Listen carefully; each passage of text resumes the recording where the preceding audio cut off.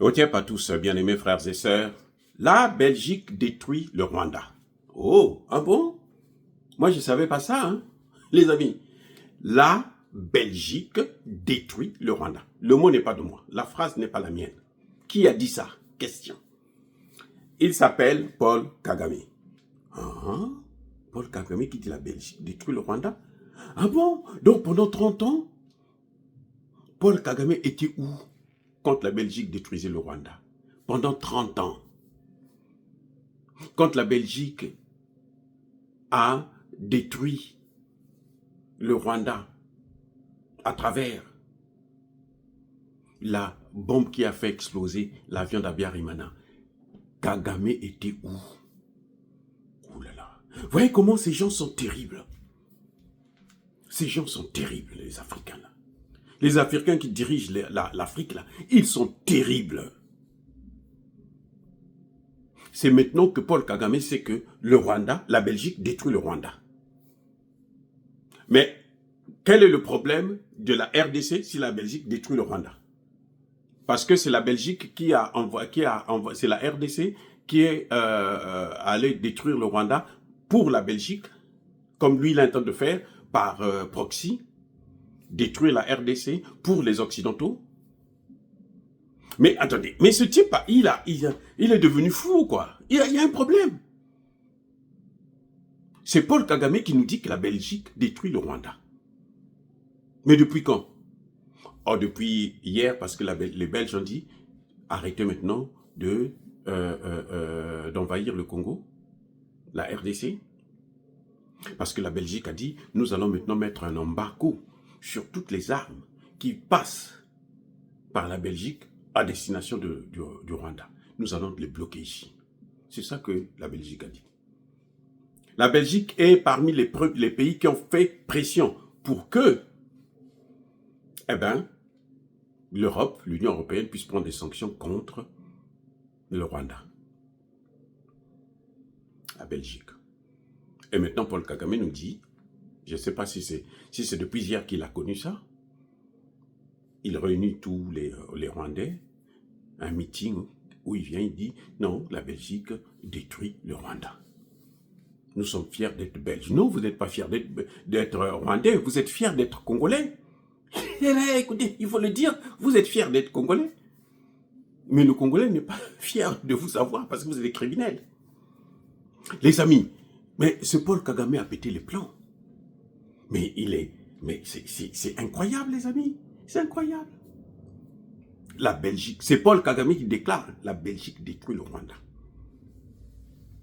Pendant 30 ans, il a détruit la RDC au nom de la Belgique, pour les Occidentaux, les États-Unis, la France et les autres.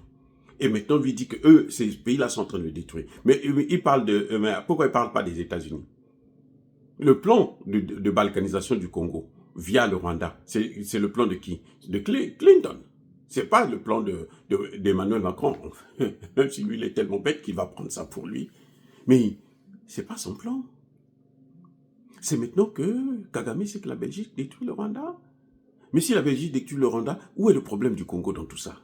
Pourquoi la Belgique détruit le Rwanda? Lui, il vient se venger contre le Congo. Mais il est malade. La Belgique détruit le Rwanda. Ok, très bien. Déjà, tu le sais en retard, c'est que tu es malade, tu es fou, tu es bête. Vous venez savoir, à la fin de ton règne, que non, la Belgique est en train de détruire le Rwanda, alors que cette même Belgique, tu t'asseyais sur la même table que cette même Belgique pour dévaster, pour balkaniser le Congo, pour détruire, pour massacrer. Paul Kagame est c'est-à-dire que l'Africain, le plus grand tueur des Africains.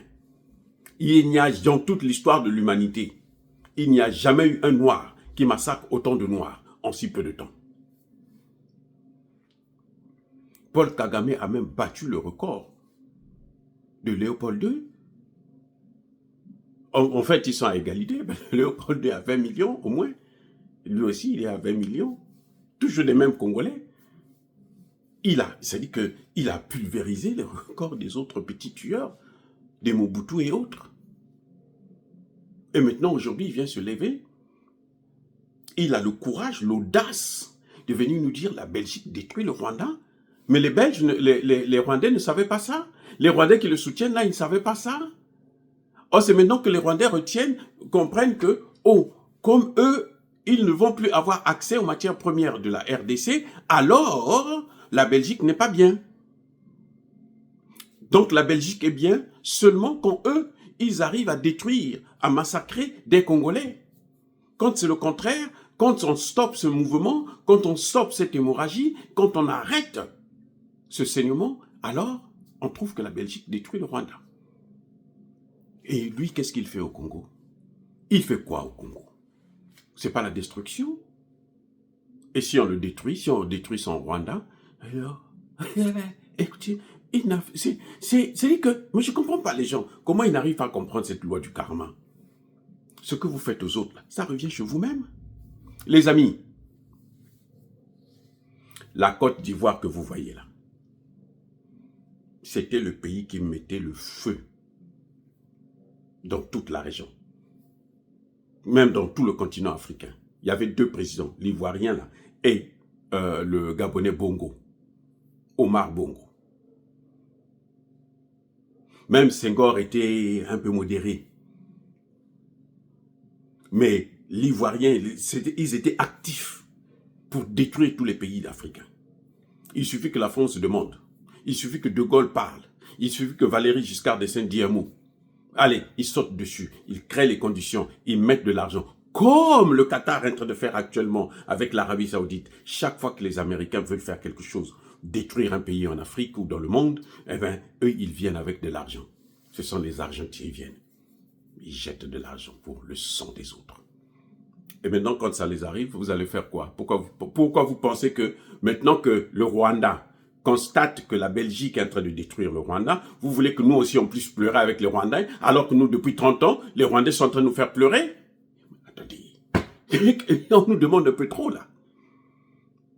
Pour sauter, ils nous prennent pour leur piédestal, et quand ils veulent chuter, ils veulent qu'on vienne aussi mettre nos têtes pour qu'ils tombent sur nos têtes pour amortir leur choc. Ça se fera plus, monsieur Kagame. Que les Rwandais sachent, ils n'ont qu'à aller en exil. Ça ne nous regarde pas. Mais le Congo, là, ils ne vont plus l'avoir. L'Afrique, là, les a vomis. Parce qu'ils ont passé 30 ans. Tout le monde le sait. Ce n'est que, il faut être un Africain rwandais pour ne pas savoir que pendant 30 ans, on a massacré les autres. Mais les autres Africains sérieux, qui ont la tête sur les épaules, parce qu'il y a des Africains aussi qui n'ont pas la tête sur les épaules, hein, les Africains qui ont encore la lucidité, là, ils savent que pendant 30 ans, ils ont fait massacrer nos frères et sœurs de la RDC. Et ça, on ne peut pas le leur pardonner. Non. Pour des gens qui ont connu un génocide. Le génocide qu'il y a eu là, ce n'est pas les Congolais qui sont allés les massacrer. Au contraire. Les Occidentaux ont demandé à la RDC, ouvre les frontières. Tu les laisses rentrer, tu les accueilles, parce que sinon on va les massacrer tous. On les accueille, les mêmes qui sont venus là. Ils ont commencé maintenant à massacrer les Congolais, alors que les Congolais n'avaient rien. L'humanitaire qui tourne au drame. Les amis, Paul Kagame n'a pas encore compris qui tue le Rwanda. Mais pourquoi lui parle de la Belgique, il ne parle pas des États-Unis? Pourquoi il ne parle pas de la France? Hein? Vous ne voyez pas que c'est l'hypocrisie? C'est un malade. Le plan a été élaboré aux États-Unis, c'est à la Maison-Blanche, à l'époque de Clinton, qu'il fallait balkaniser la RDC. Et maintenant, on voit que ce sont les Rwandais qui se plaignent. Non, ils accusent la Belgique, mais la Belgique n'est pas seule. La Belgique n'a pas fait ça seule. Quand Kagame massacrait les autres, là, il ne savait pas qu'il était en train de s'auto-détruire, qu'il était en train de détruire le Rwanda. Ce qu'il faisait, il était en train de détruire le Rwanda.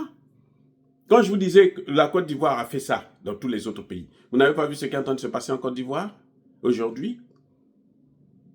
Le Burkina Faso, là, hein? Le Burkina Faso. Après la mort, l'assassinat, j'allais dire, de Thomas Sankara, Blaise Compaoré faisait la même chose.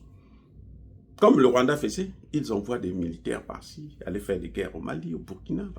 C'était devenu, les soldats burkinabés étaient devenus Mais qu'est-ce qui s'est passé après? Qu'est-ce qu'il y a aujourd'hui? C'est pas maintenant au Burkina Faso qu'il y a le terreau. On paye. Heureusement que Traoré est venu arrêter avec tout ça pour stopper cette hémorragie. Mais sinon, ça allait être pire. Si ce n'était pas Traoré, ça allait être pire pour les Burkinabés. Si Traoré n'est pas venu là, ça allait être pire. Et c'est le prix à payer. Le Rwanda doit savoir qu'il y a un prix à tout. Quand tu fais du bien, tu as un prix aussi pour le bien. Quand tu fais du mal, tu as un prix aussi pour le mal. Et les Rwandais doivent le savoir. Ne pleurnichez pas. Pourquoi vous pleurez? Vous avez fait pleurer les autres. Maintenant, c'est à votre tour de pleurer. Parce que ça ne fait que commencer. Hein.